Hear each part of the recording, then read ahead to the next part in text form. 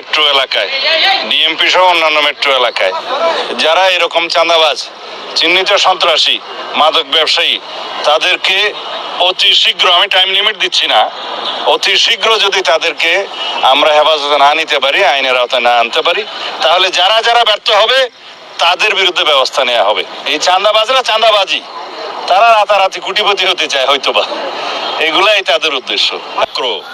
দুর্বৃত্তরা এরকম high value target করে যারা বড় বড় হাসপাতাল এবং বড় বড় ডাক্তার বা অন্যান্য পেশায় বড় পেশাজীবী, তাদেরকে টার্গেট করে ভয়ভীতি প্রদর্শন করে মেসেজ টেসেজ দিয়ে এবং সর্বশেষে আঘাত করে তাদের কাছ থেকে চাঁদাবাজির একটা উদ্দেশ্য তাদের ছিল।